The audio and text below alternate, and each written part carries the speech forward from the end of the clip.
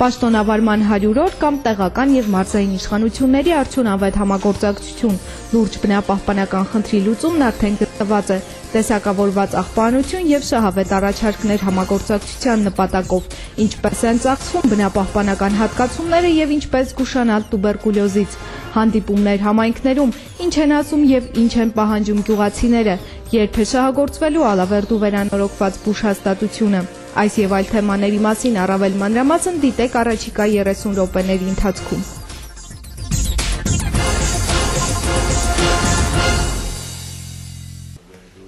Նոյեմբերի 4-ին լրացավ մարզպետ Արթուր Նալբանդյանի պաշտոնավարման 100 օրը։ Լոռու մարզպետը կարևորում է թափանցիկ աշխատավոճը բոլոր բնակավարներում և այդ գործում մարզպետին շատ հաճախ օգնում են զանգվածային լրատվամիջոցները։ Պաշտոնավարման 3 ամիսների ընթացքում իրականացված աշխատանքների և մարզում եղած տարբեր խնդիրների մասին մարզպետը խոսեց մարզի լրատվամիջոցների ներկայացուցիչների հետ հրավիրված ասուլիսի ընթացքում։ Նախկինում տեղական ինքնակառավարման ոլորտին քաջ ծանոթ ներկայից մարզպետի համար պետական կառավարման ոլորտին ծանոթանալ դժվար չի եղել։ Ինչպես քաղաքապետի, այնպես էլ մարզպետի պաշտոնում Արթուր Նալբանդյանը խստապահանջ ղեկավար է, աշխատանքային կարգապահությունը նրա համար առաջնային։ Իմ առաջի մարզխորհրդի նիստի ժամանակ ես մեր համայնքի ղեկավարներին խնդրել եմ, որ մեր համագործակցությունը մարզպետարանի հետ լինի լիարժեք եւ բացի այդ ես իմ առաջի խոսքը ասել եմ, որ հարգելի գործընկերներ, ես ձեզնից մեկն եմ։ Ինչի եմ ասել, որովհետև ես շատ լավ հասկանում եմ համայնքային յուրաքանչյուր խնդիր, շատ լավ հասկանում եմ համայնքի ղեկավարի բոլոր գործառույթները։ Մարզպետը նախ եւ առաջ խիստ կարևորել է մարզպետարան համայնքներ փոխհարաբերությունների բարելավման ուղղությամբ աշխատանքը։ Սկսվել են աշխատանքներ իրականացնել մարզպետարանի եւ համայնքների միջև միասնական տեղեկատվական ցանց ստեղծելու ուղղությամբ։ Մարզպետը տեղեկացնում է, որ այսօր մարզի գյուղատնտեսական նշանակության հողերի միայն 30%-ն է օգտագործվում։ Տեխնիկայի, սերմացուի, նաեւ հակակարգտային կայանների պակասը հայտնի է բոլորին, սակայն մարզպետը հույս ունի, որ հանրապետական կուսակցության եւ երկրի նախագահի նախընտրական ծրագրերով իրականացվող գյուղատնտեսական ոլորտի այս տարվա բարեփոխումները տալիս են իրենց արդյունքները։ Հայաստանի Հանրապետության կառավարության կողմից մարզի 15 ֆերմերների հատկացվել է շուրջ 60 տոննա էլիտար աշնանացան ցորեն, եւս 300 տոննա հատկացվել է առաջին վերարտադրության հացահատիկի սերմացու։ Մարզում դեռևս ընթացքի մեջ է հացահատիկային մշակաբույսերի ցանքը, արդեն ցանվել է 5500 հեկտար հողատարածք։ Փորձում ենք ավելի ակտիվ աշխատել համայնքներում, որպեսզի գյուղացուն կարողանանք վերադարձնենք դեպի իրենց հողը, քանի որ շատ լավ հասկանում ենք, որ քաղաքներին եւ ընդհանրապես Հայաստանի Հանրապետության կերակրողը դա հենց գյուղն է, եւ մենք հասկանում ենք, որ պետք է կարողանանք մեր ներքին շուկան գոնե ապահովենք մեր գյուղ մթերքով։ Հայաստանի Հանրապետության կառավարության հանձնարարականով գյուղատնտեսության բազմազանացման եւ զարգացման առավել արդյունավետ ծրագրեր մշակելու նպատակով մարզի գյուղական համայնքներում ուսումնասիրություններ են անցկացվում։ Նպատակն է պարզել, թե կոնկրետ որ համայնքներում որ մշակաբույսի մշակումն է հեռանկարային, կախված տվյալ համայնքի հողերի տեսքից, բնակլիմայական պայմաններից եւ աշխարհագրական դիրքից։ Այս տարի Օձուն եւ Դսեղ համայնքներում տեղադրվել են հակակարգտային կայաններ, մինչեւ տարեվերջ կտեղադրվեն եւս 6 կայաններ։ Մարզպետի հաջորդ անդրադարձը վերաբերում էր առողջապահական ոլորտին։ Պաշտոնավարման 3 ամիսների ընթացքում մարզպետը հստակ հանձնարարականներ է տվել այս ոլորտի մարզի պատասխանատուներին հետևել հիմնարկների սանիտարահիգիենիկ պայմաններին։ Բացի այդ, մարզպետարանում արդեն գործում է թեժ գիծ, բուժհաստատություններում կոռուպցիոն դրսևորումները բացահայտելու նպատակով։ Մարզպետն անդրադարձավ նաև Վանաձորի թիվ 1 եւ թիվ 2 հիվանդանոցների միավորմանը, աշխատողների հնարավոր կրճատումներին։ Հիմա մենք փորձում ենք Վանաձորի 2 հիվանդանոցի միավորումից հետո մեզ համար հասկանալի դարձնել, արդյոք նոր շենքային պայմաններ են մտցվել, թե այդ հնի բազայի վրա մենք ի վիճակի ենք նոր հիվանդանոցային նորմալ պայմաններ ստեղծենք։ Համենայն դեպս մասնագետները ինձ համոզում են, որ դա հնարավոր չէ եւ այս առումով նախարարության հետ աշխատում ենք, պետք է փորձենք ամեն ինչ անենք, որպեսզի նոր հիվանդանոցային կենտրոն ունենանք Վանաձոր քաղաքում։ Լրագրողներին հետաքրքրում էր այն հարցը, թե արդյոք Լոռու մարզպետարանի աշխատակազմում կադրային փոփոխություններ կլինեն։ Արթուր Նալբանդյանը պատասխանեց, որ փոփոխություններ միշտ է սպասվում են, սակայն կադրային ջարդ չի լինելու։ Ովքեր կթերանան իրենց աշխատանքի մեջ, բնականաբար մարզպետարանում պետք է փորձենք այդ մարդկանցից ազատել։ Որևէ մեկը ապահովագրված չի, որ ցմահ պետք է աշխատի իր պաշտոնում։ Աղետի գոտում բուրըն թափով շարունակվում է երկրաշարժից ավերված բնակարանների վերականգնման ծրագիրը։ Արդեն սկսված է 2012-ի բնակարանների փաստագրումը, անօթևան մնացած մարդկանց բնակարանով ապահովման ծրագրերը շարունակվելու են։ Աղետի գոտում կատարվող աշխատանքներին ծանոթանալու նպատակով լոռում ազգացել նաև Հանրապետության նախագահը։ Համոզված եմ, որ անօթևան մնացած բոլոր այն ընտանիքները, ովքեր իրոք 1988 թվականի երկրաշարժի բնակարան են կորցրել, այս ծրագրի շրջանակներում կստանան իրենց բնակարաններ։ Առաջիկայում մարզպետը նախատեսում է այցելել մարզի բոլոր լրատվական ծառայությունների գրասենյակներ, ծանոթանալ խնդիրներին եւ իրականացվող աշխատանքներին։ Ասուլիսի վերջում Լոռու մարզպետը կրկին կարևորեց մարզպետարանի թափանցիկ աշխատավոճը, նա նշեց, որ արդեն գործում է Լոռու մարզպետարանի պաշտոնական կայքը եւ իրենք փորձում են հնարավորինս արագ եւ մանրամասն տեղեկատվություն ապահովել բոլոր շահագրգիռ մարդկանց եւ բոլոր լրատվամիջոցներին։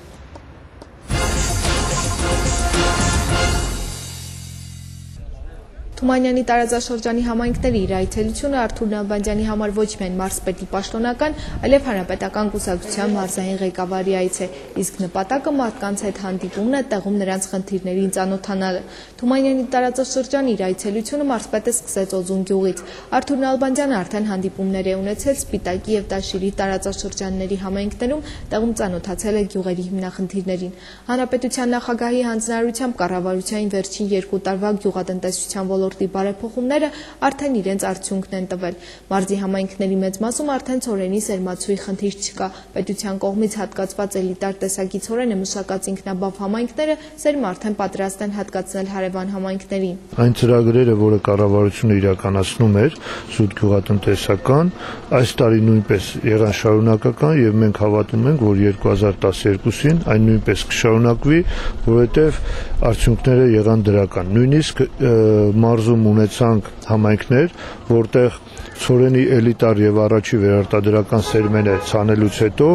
բերքատվությունը հասավ մինչեւ 1 հեկտարից մինչեւ 40-50 ցենտներ։ Սա աննախադեպ ցուցանիշ էր մեր մարզի համար։ Սերմացուի խնդիրը Օձունում էլ կարելի է լուծված համարել, քանի որ հարևան արևածագում էլիտար ցորենից այս տարի աննախադեպ բերք են ստացել։ Սակայն գյուղտեխնիկայի բացակայության խնդիրը Օձունում շարունակում է մնալ առաջնային։ Մարզպետն ասում է, որ կառավարությունում արդեն ծրագրեր են իրականացնում համայնքներին, ֆերմերներին, տոհմային անասուններ եւ գյուղտեխնիկա հատկացնելու ուղղությամբ։ Այսօր մենք արդեն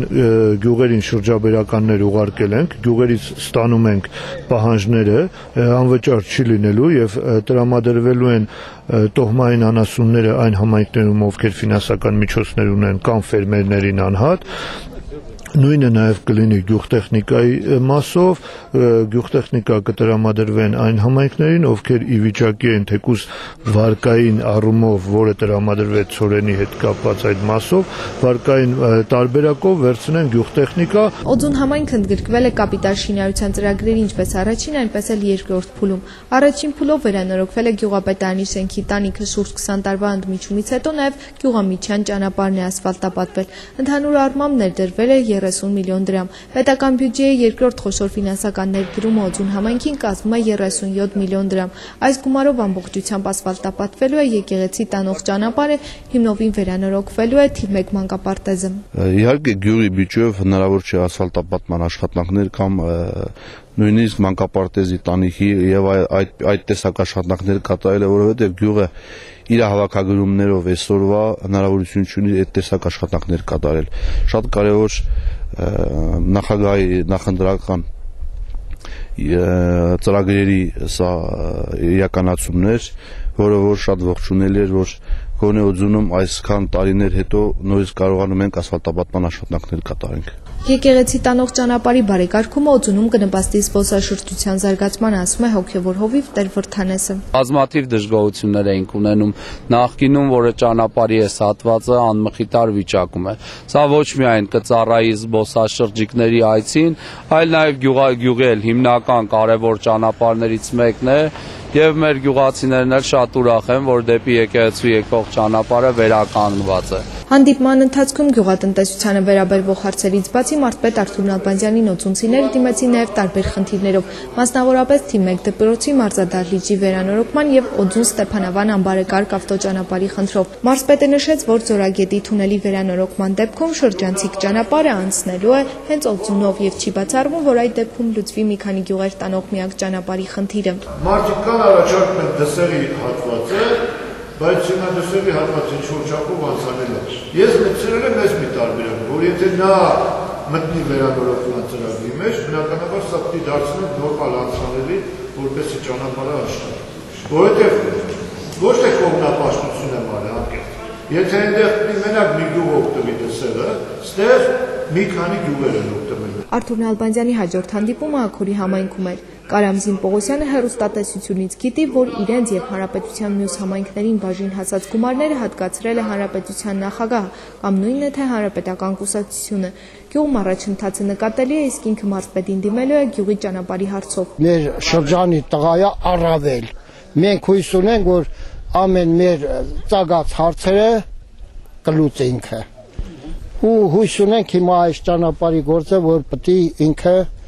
անի։ Կարամզին Պողոսյանի եւ մյուս գյուղացիների բարձրացրած գյուղի ճանապարհի հարցը շուտով կլուծվի։ Կառավարության հատկացումները կապիտալ ծրագրերի տեսքով հասել են նաեւ այստեղ։ Կապիտալ ներդրումների երկրորդ փուլով Աքորու կենտրոնական ճանապարհի ասֆալտապատման նպատակով հատկացվել է 10 միլիոն դրամ։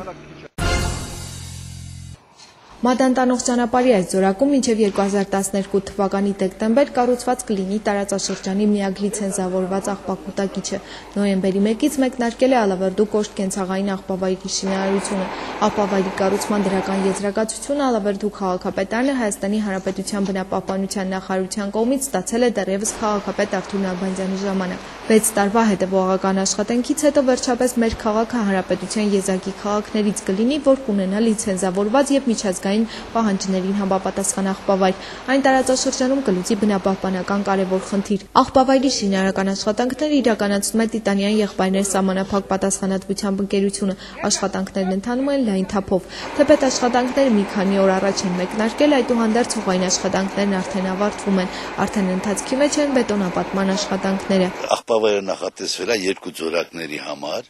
2 ձորակների պետք է հենապատով առաջները փակվում է, հենապատը դրվում։ Հենապատը դնելուց հետո անմիջապես գնալու է դրենաժային աշխատանքներ։ Այսինքն ազբոցեմենտի խողովակներով պետք է բարձրանա խողովակները մինչև աղբի թափման հարթակները։ Բետոնապատման աշխատանքներին զուգահեռ զորակում նաև ջրահեռացման աշխատանքներ են կատարվում։ Հանրապետությունում երկրորդ լիցենզավորված աղբավայրը կառուցվում է աղբավայրի կառուցման նոր եղանակով։ Խողովակները պետք է փակվի, որպեսզի լանջերից եկող այդ աղբը թափվելուց հետո կոշտ թափոնները բանը մնա, իսկ ասենք այն ջրային մասը այդ դրենաժներով գա, նախատեսված է 2 հենապատից անմիջապես հետո հորեր, պետք է լցվի հորերը, պետք է աղտահանվի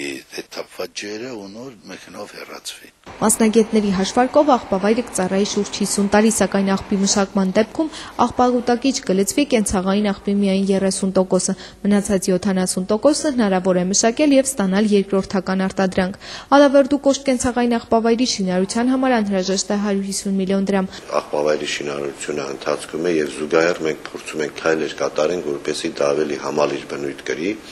եւ աղբավայրը ոչ թե լինի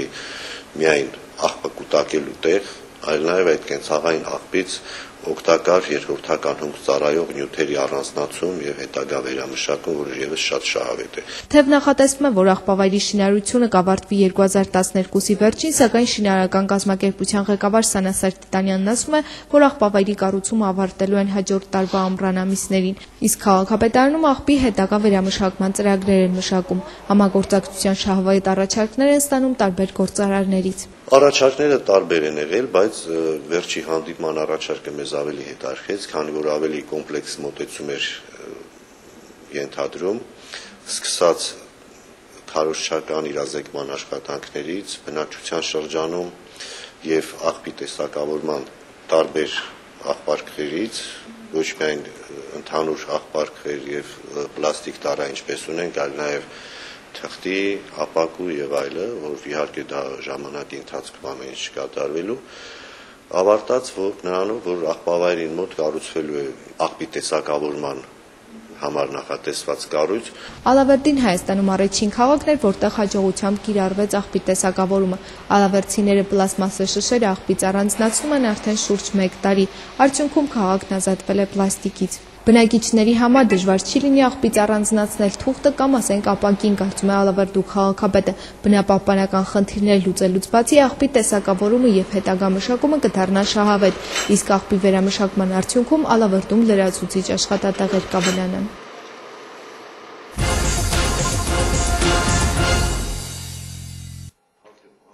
Valex խմբի ընկերությունների մեջ մտնող ACP ընկերության բնապահպանական վճարներից արդեն մի քանի տարի է գումարներ է հասնում ոչ միայն Ալավերդի քաղաքին, այլ նաև հարևան Հաղպատ, Օձուն, Աքորի եւ Հագվի համայնքներին։ 2008 թվականից համայնքին հատկացվող բնապահպանական 103 միլիոն դրամ գումարից միջոցներ ուղղվեց պալարախտով հիվանդներին եւ խղիներին անհրաժեշտ սննդով ապահովելու ծրագրի իրականացմանը։ 2010-ի բնապահպանական գումարները թեպետ նվազեց հասնելով 37 միլիոն դրամի, սակայն ծրագիրը քաղաքապետարանում ընդհատվեց, հաշվի առնելով ծրագրի արդյունավետությունը։ 2011 թվականի 55 միլիոն դրամ բնապահպանական վճարից եւս գումարներ ուղղվեց այս նպատակի համար։ Ալավերդու բժշկական կենտրոնի թոքախտաբան Քրիստինե Թաթոյանն ասում է, որ հատկացվող սննդի շնորհիվ Ալավերդում պալարախտով հիվանդների թիվը կտրուկ նվազել է։ Այսպես, եթե 2009-ին Ալավերդում գրանցվել է պալարախտով 70 հիվանդ, ապա 2010-ին նրանց թիվը դարձել է 47, իսկ այս տարի գրանցվել է պալարախտով 28 հիվանդ։ Պալարախտով հիվանդներին պետք է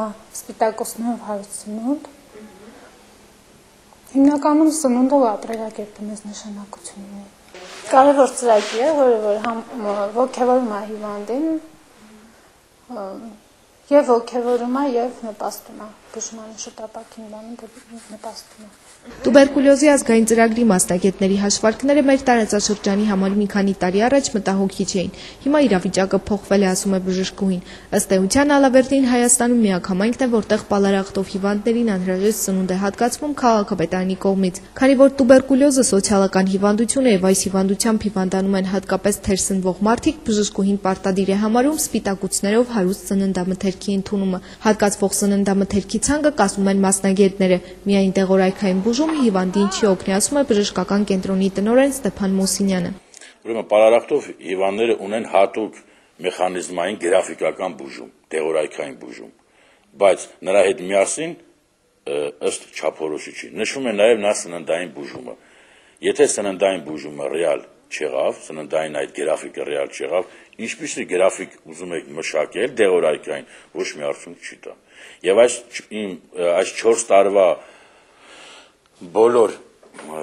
հետազոտությունները ցույց են տվել, որ տարեստարի պալարախտով հիվանդների աճը զգալի պակասել է։ Ներկայում պալարախտով հիվանդների սննդի բաշխման ցուցակներում ընդգրկված են բուժման ընթացքի մեջ գտնվող հիվանդները։ Պալարախտի բուժման կուրսը տևում է 6-ից 8 ամիս։ Հղիության վերջին 2 ամսում անհրաժեշտ սննդով քաղաքապետարանի կողմից արդեն 4 տարի է ապահովում են նաև հղիները։ Տարեկան միջինը 300 հղի ստանում է անհրաժեշտ սննդամթերք։ Բնապահպանական ծրագրերից օգտվում են նաև քաղաքի բոլոր 6 նախակրթարանները։ Յուրաքանչյուր բոլորիս 2012 թվականից նախատեսվում է ըստ նախնական տվյալների շուրջ 95 միլիոն դրամ։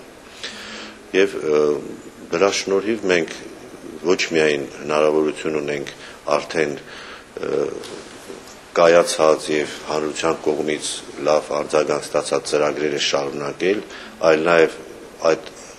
գործող արդենից ծրագրերի գումարներն ավելացնել հաջորդ տարում, մասնավորապես մանկապարտեզներում երեխաներին լրացուցիչ սննդի տրամադրումը, հղի կանանց տրամադրվող լրացուցիչ սնունդը, պալարախտով հիվանդներին լրացուցիչ սնունդը։ Բնապահպանական արդյունավետ ծրագիր է նաև առողջարանների ուղեգրերի տրամադրումը բուժման կարիք ունեցող մարդկանց։ Հաջորդ տարի կվերականգնվի նաև ալավերդցի երեխաներին ճամբարներ ուղարկելու ծրագիրը։ Լուրջ ֆինանսական ներարկում 95 միլիոն դրամ, իհարկե համայնքում էլ մեր բնակիչներն էլ կզգան այդ գումարի ավելացումը մեր կողմից մատուցված ծառայությունների ձևով։ Քաղաքապետ Արտավազդ Վարուզյանը անցած շաբաթ մասնակցել է Հայաստանի Հանրապետական կուսակցության տնտեսական կոնֆերանսին, որը վարում էր Հանրապետության վարչապետ Տիգրան Սարգսյանը։ Կոնֆերանսի ընթացքում ներկայացվեց 2008-ից 2011 թվականներին Հայաստանի կառավարության գործունեությունը, աշխատանքները ներառում էին բոլոր բնագավառները, իրականացվելու են խոշոր տնտեսական ծրագրեր, նվազեցվելու են կոռուպցիոն ռիսկերը, քայլեր են ձեռնարկվելու տնտեսական գործունեության հեշտացման, մանր եւ միջին բիզնեսի, գյուղատնտեսության աջակցության տարբեր ծրագրեր։ Տնտեսական կոնֆերանսի մասնակիցները համաժողովից վերադարձել են անելիքների հստակ ծրագրերով։ Ընթացքում իհարկե հանդիպումը ոչ միայն անցնում էր զեկույցների ձևով, այլ նաև քննարկումների, հարցադրումների, հարց ու պատասխանի եւ շատ արդյունավետ էր եւ մի ամբողջ օր առավոտից մինչեւ երեկո աշխատանքները շարունակվեցին։ Խորհրդակցության հաջորդ թեման վերաբերում էր բյուջեի եկամուտների կատարմանը։ Տարվա 10 ամսվա ընթացքում համայնքի սեփական եկամուտները հավաքագրվել են 97%-ով, թիվը գոհացնող է, սակայն հողի հարկի եւ գույքահարկի գծով հավաքագրումների նիշը դեռևս ցածր է։ Քաղաքապետարանում հույս ունեն մինչեւ տարվա վերջ համայնքի սեփական եկամուտները հասցնել 100%-ի։ Հարկերի հավաքագրմանը զուգահեռ նաեւ բացատրական աշխատանքներ են տարվում հարկատուների շրջանում։ Շատ կարեւոր է, որ մեր համակարգացիները, հարկատուները ընդունեն այդ փաստը, որ հարկը ոչ թե ուղղակի վճարը, որ պարտավոր են տան, այլ դա մեր բոլորիս միջոցների մոբիլիզացիան է, օրենքով նախատեսված չափերով իհարկե, հարկերի դրույքաչափերով, որպեսզի մենք ի վիճակի լինենք միասին ընդհանուր հարցեր լուծենք։ Այսինքն վճարելով հարկեր մենք օգնում ենք մեր քաղաքի բարեկարգմանը, այլ աշխատանքների իրականացմանը, հավաքագրում ենք հարկերի ձևով միջոցներ, վերադարձնում ենք մեր ժողովրդին ծառայությունների կատարված աշխատանքների ձևով։ Ալավերդի քաղաքի բյուջեն կազմում է 320 միլիոն դրամ։ Հայաստանի Հանրապետության կառավարության կողմից այս տարվա կապիտալ շինարարության ծրագրերի համար պետական բյուջեից Ալավերդուն հատկացվել է 245 միլիոն դրամ։ Առաջիկա տարիներին Ալավերդում ու այլ համայնքներում կապիտալ ծրագրերի շարունակությունը փոխադարձ է նաև համայնքներում բյուջեի կատարման կամ ասել է թե սեփական եկամուտների հավաքագրմանը։ Ինքներս մեզ վատություն արած կլինենք, եթե այ բյուջեի եկամտային մասի չկատարելու պատճառով ունենանք վատ ցուցանիշ եւ զրկվենք նայենք այս սուբվենցիաներից, որովհետեւ չափորոշիչը գումարների հատկացման համայնքների միակն է համայնքի կողմից իր բյուջեի կատարողականը, սեփական եկամուտների հավաքագրման աստիճանը։ Հավաքելով 1 դրամ, պատկերավոր ասած, մենք եւս 1 ստանում ենք լրացուցիչ պետության կողմից։ Ալավերդում կապիտալ ծրագրերի երկրորդ փուլը կսկսվի մի քանի օրից շինարարական կազմակերպությունները շուտով կսկսեն աշխատանքները եղանակա առայժմ բարենպաստ է թե ասֆալտապատման եւ թե տանիքների վերանորոգման համար։ Խախված եղանակային պայմաններից չավարտված շինարարական աշխատանքները տեղափոխվելու են հաջորդ տարի։ Անցած շաբաթ Երևանում Ալավերդու քաղաքապետը եւս 2 կարևոր հանդիպումներ է ունեցել, խոսքը վերաբերում է Counterpart International ծրագրի համաժողովին։ Այս կառույցի հետ Ալավերդին ունի համագործակցության հուշագիր։ Counterpart-ի հետ համատեղ կազմված քառամյա զարգացման ծրագրերը Ալավերդում արդեն մեկնարկել են։ Դեկտեմբերի 7-ին կկայանա համայնքային համաժողով, իսկ Երևանյան համաժողով վերաբերում էր համայնքների համագործակցության զբոսաշրջության բնագավառում։ Մեր կողմից առաջարկվեց միջհամայնքային համագործակցություն ձևավորել ռեգիոնում туриզմով հետաքրքրված համայնքների միջև Ալավերդու շուրջ, քանի որ իհարկե բոլորս որոշակի հույսեր են կապում եւ հռչակել ենք դա մեր համայնքի տնտեսական զարգացման հնարավոր արդյունավետ ուղիներից մեկը եւ ջանքեր են գործադրում այդ ուղղությամբ։ Քաղաքապետ Արտավազդ Վարուզյանը եւս զբոսաշրջությունը համարում է տնտեսության զարգացման կայուն եւ հեռանկարային ճյուղ, իսկ առաջիկայում աշխատանքներ կտարվեն Ալավերդուն հարակից համայնքների հետ այս ոլորտում համագործակցության առումով։ Հայկական ակնաբուժության նախագիծ բարեգործական հիմնադրամը Վալեքս խմբի ընկերությունների ֆինանսական աջակցությամբ 2009 թվականից Ալավերդում եւ Թումանյանի տարածաշրջանի բնակիչներին աչքի անվճար բուժզննում եւ խորհրդատվություն է իրականացրել։ Անհրաժեշտության դեպքում նաեւ վիրաբուժական անվճար միջամտություն կատարել։ Լույս հայի աչքերին ծրագրով Լոռու մարզում անվճար հետազոտվել է 18000 մարդ։ Ալավերդում հայկական ակնաբուժության նախագծի եւ Վալեքս խմբի ընկերությունների նախաձեռնությամբ աչքի անվճար հետազոտություն է անցել 500 մարդ, որոնցից 171 ACP ընկերությունում կազմակերպված զննության ընթացքում։ Հայկական ակնաբուժության նախագիծ բարեգործական հիմնադրամի հետ դեռևս մենք կապ ենք ստեղծել 2009 թվականից։ Ագնոսներ տրամադրվեցին մոտավորապես 150-170 բնակչի սահմաններում։ Այս տարի այդ ծրագիրը նորից դարձավ իրականություն Վալեքսում ընկերության հովանավորությամբ, գումար տրամադրվեց Մանես հիմնադրամին եւ Մանես հիմնադրամը դա դարձեց իրականություն։ Ուրեմն կազմակերպվեց հետազոտություն, որտեղ իրենց խնդիրներով ներկայացան մեր տարածաշրջանի 27 ուրեմն տարածաշրջանի բնակիչներ, մեծ մասը հիմնականում դա Ալավերդներ բնականաբար, Ալավերդու տարածաշրջանից մոտավորապես մասնակցեցին 500 հոգի, որոնցից ուրեմն 171 ուրեմն հիվանդներ տրամադրվեցին անվճար ակնոցներ, իսկ 27-ը ենթարկվեցին լազերային վիրահատության։